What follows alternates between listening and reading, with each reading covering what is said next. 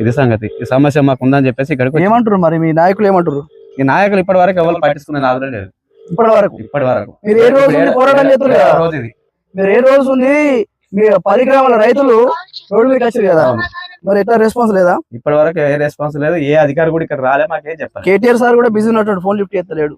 అందరూ ఒకటేనట్టున్నారు ఇలా, అందరూ ఒకటే అయిపోయారు.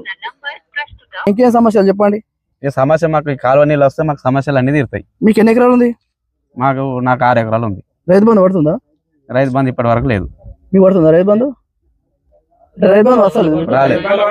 రైతు బంధు వస్తుందని ఓ మరి ఎప్పుడు టీవీలలో మొత్తుకుంటుంది కదా. మరి రైతు బంధు లేదు, ఇప్పటి వరకు ఏది లేదు. ఈ కాలువ నీళ్ళు కూడా ఇక్కడ పెండింగ్ ఉంది కాబట్టి కాలువ ఒకటే ఊరికి రైతు బంధు అమలు చేసి సిరికొండ గ్రామానికి అమలు చేసి ఇది పరిస్థితి. రేవంత్ రెడ్డి గవర్నమెంట్ ఇది పరిస్థితి. రేవంత్ అన్న గుర్తుపెట్టుకోరి, మీరేమో లేడీస్ కు ఫ్రీ పెట్టినాము, అది ఫ్రీ పెట్టిన ఫ్రీ కాదు, అది గవర్నమెంట్ రోజు కొన్ని కోట్ల రూపాయలు నష్టం బస్సుంది.